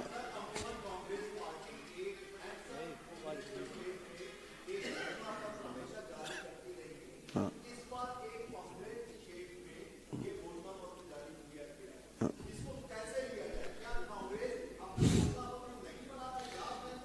मुझे ये बताइए आप कि वो 1000 पेज की बुकलेट कौन पढ़ता है? ठहर ना यार, रुक जा। मैं तुम्हें कह रहा हूं कि वो 1000 पेज की बुकलेट से 13 ऐसे पॉइंट जो जवाबदेही बनके ट्रांसपेरेंसी, अकाउंटेबिलिटी से लोगों की जिंदगी बदल दें, वो कहीं ज्यादा बेहतर हैं। चंदन का एक टुकड़ा गुरु बबूल के जंगल से कहीं बेहतर होता है, और शहद की बूंद सिरके के ढोल से बेहतर होती है। अगला सवाल। हाँ जी, सिद्धू साहब सामने सिद्धू साहब सामने मैं सर पूछो। सर सवाल, आज चुनाव का प्रचार का आखिरी दिन है, मैं सामने हूं सर, बिल्कुल आपके हजूरे वाला। हाँ जी, सवाल सर मेरा है, आपसे जुड़ा सवाल है। आप अगर देखा जाए एक चेहरा है पंजाब में, और आप अमृतसर ईस्ट से चुनाव लड़े, तरह तरह की बातें चाहे मीडिया में या ये कही जा रही। सवाल सर ये है कि जो आम आदमी पार्टी की कैंडिडेट हैं, मजीठिया तो है ही, उन्होंने कहा है कि वो आपको विधायक नहीं बनने देंगे अमृतसर ईस्ट से, क्या कहना है सर? अरे यार, मुझे तो सारे ही कहते नहीं बनने देंगे। इसका मतलब सबकी टाएं टाएं फिर सिद्धू से होती है। इसका मतलब सिद्धू अगर आ गया तो बदलाव होगा। और ये जितने भी हैं चोर मौसेरे भाई, ये सब इकट्ठे होकर उस सिस्टम को प्रोटेक्ट करना चाहते हैं जिसे सिद्धू बदलना चाहता है। और ये बात पक्की है और ये तय हो गई, ये राहुल गांधी जी ने तय कर दी कि इस 13 पॉइंट एजेंडे में सबसे पहला माफिया को पॉलिटिकली मारना है, और उसे मारे बिना ये 12 पूरे नहीं होंगे, क्योंकि सरकार चलने वाली नहीं। इसलिए बोल रहा हूं कि we are on the brink of financial bankruptcy. सरकार में पैसे लाने हैं। पंजाब मॉडल ये नहीं कहता खजाना खाली है, वो कहता है खजाना ऐसे भरना है, सेंटर की स्कीम्स में ऐसे लेके जाना है और डबल करना है। 70-80 हजार करोड़ से पंजाब को एक कल्याणकारी स्टेट बनाना है। सिद्धू साहब, सर सिद्धू जी एक मिनट यार, बोलो जी। 2 सवाल है सिद्धू जी, और घोषणा पत्र से ही जुड़े हुए हैं। पहला सवाल यह है सर कि पिछले चुनाव में आप कांग्रेस में नए आए थे, लेकिन पूरे माझा इलाके में और बल्कि पूरे पंजाब में आपने धुआंधार प्रचार किया था। इस बार आप प्रदेश अध्यक्ष हैं, लेकिन ऐसा देखा जा रहा है साफ तौर पर कि मुख्यमंत्री का चेहरा जब ऐलान कर दिया गया, इसके बाद आप अमृतसर ईस्ट से बाहर नहीं निकले। राहुल गांधी, प्रियंका गांधी के कार्यक्रम में जरूर नजर आए, लेकिन वैसे आपने पूरे पंजाब में प्रचार नहीं किया। सवाल है क्यों? दूसरा, घोषणा पत्र पे सवाल है कि जब सिद्धू का ही पंजाब मॉडल को कांग्रेस अपने घोषणा पत्र के तौर पे पेश कर रही है, तो फिर नवजोत सिंह सिद्धू में ही क्या कमी है? उस मॉडल को इंप्लीमेंट करने के लिए सिद्धू को मुख्यमंत्री का चेहरा क्यों नहीं बनाया गया? एक मिनट, सिद्धू ने हमेशा यही कहा है कि भाई अगर लोगों का भला होता है, पंजाब कल्याणकारी स्टेट में तब्दील होता है, और सिद्धू जो एजेंडा देता है वो राहुल गांधी की विजन है, उनसे ही डिस्कस करके बना है। अगर ये एजेंडा लागू होता है तो सिद्धू को नींव में चिण दो साहब, सिद्धू को कोई फर्क नहीं है। कोई ओहदे के लिए सिद्धू नहीं जीता, लेकिन अगर ये लागू नहीं होगा तो ठोकूंगा साहब, याद रखना, ठोकूंगा मैं, ये बात नहीं छोड़ूंगा मैं। सिद्धू साहब लास्ट सवाल आप सिद्धू साहब, अंतिम सवाल है, बिना सवाल का जवाब दिए मत जाइए सर। सिद्धू साहब फिर कहोगे चले गए मैदान छोड़ के। बिल्कुल सिद्धू साहब, पूछो गुरु। सिद्धू साहब, मेरा सवाल है, आपने अमृतसर में कहा था कि आप 40 से 45 सीटों पे पहले ही चुनाव प्रचार कर चुके हैं, पार्टी कहेगी तो 5-6 सीटों पे जाएंगे, हालांकि नहीं गए। आपने आकलन किया होगा, चुनाव प्रचार का अंतिम दिन है, आज की तारीख में अगर आकलन करें तो कांग्रेस को आप कहां देख रहे हैं? क्या हंग असेंबली आएगी? और अगर हंग असेंबली आती है तो कांग्रेस का रुख क्या होगा? किसी के साथ सरकार बनाएंगे? देखिए, अगर मेरी चाची के मूछें होती तो मैं उसे चाचा ना कहता। अगर मगर नहीं है पॉलिटिक्स में। आप देखिए 72 साल में जो नहीं हुआ वो आज कैसे होगा भाई? बताओ, 72 साल में पंजाब ने कब हंग असेंबली लाई? पंजाब एक तरफा चलता है साहब। मैं कहता हूं ये अहंकार है, टू बी जजमेंटल एंड से इतनी सीटें आएंगी, हम ये कर देंगे, हम वो कर देंगे, ये अहंकार है। लोकतंत्र में तय लोग करते हैं, मतपेटी के गर्भ से पैदा होता है राजा। इसलिए आप थोड़ा सब्र करिए, सब्र हर मकसद के, जीवन के हर मकसद का दरवाजा खोल देता। लास्ट क्वेश्चन, एक मिनट बैठो पाजी, बैठो। ਕੀਤਾ ਗਿਆ ਹੈ ਲਾਸਟ ਟਾਈਮ ਮੈਨੂੰ ਲੋੜ ਹੀ ਨਹੀਂ ਹੈ। ਲਾਸਟ ਟਾਈਮ ਮੈਨੀਫੈਸਟੋ ਦੇ ਵਿੱਚ ਜਿਹੜੀਆਂ ਚੀਜ਼ਾਂ ਦਾ ਜ਼ਿਕਰ ਕੀਤਾ ਗਿਆ ਹੈਗਾ, ਹੁਣ ਅਖੀਰੀ ਜੇ ਸਰਕਾਰ ਦੀ ਗੱਲ ਕੀਤੀ ਜਾਏ ਤਾਂ ਅਖੀਰੀ 111 ਦਿਨਾਂ ਦੇ ਵਿੱਚ ਕੰਮ ਹੋਇਆ, ਜਿਹਦੇ ਬਲ ਤੇ ਤੁਸੀਂ ਹੁਣ ਚੋਣਾਂ ਦੇ ਵਿੱਚ ਨਿੱਤੇ ਹੋ ਸਾਰੇ। ਕਿ ਅਗਲੀ ਸਰਕਾਰ ਤੋਂ ਬਾਅਦ ਵੀ ਸਾਨੂੰ ਉਹੀ 4.5 ਸਾਲ ਕੁਝ ਨਹੀਂ ਮਿਲੂਗਾ, ਅਖੀਰੀ 6 ਮਹੀਨਿਆਂ 'ਚ ਕੰਮ ਹੋਊਗਾ, ਕਿ ਇਹਦਾ ਵੀ ਬਲੂਪ੍ਰਿੰਟ ਕੋਈ ਤਿਆਰ ਹੈ ਕਿ ਕਦੋਂ ਵਾਅਦੇ ਪੂਰੇ ਹੋਣਗੇ? मैडम ये ब्लूप्रिंट ही तो देता है सारी रात। एक मिनट सुनोगे, हजे ट्रेलर चले है, फिल्म देखो, मजा लो। मैं कहना ठोक के पूरा करांगे, टाइम बाउंड तरीके ना पूरा करांगे, लेकिन 25 साल दी पुठी राह है, सीधी राह दे उत्ते आण नूं घट तो घट नहीं साल ते चाहिदा ही है ना मैडम। कोई ये तो है नहीं भी एक दिन छड़ी घुमाई ते घुम जाना। बिल्कुल होएगा, बिल्कुल घूमेगा।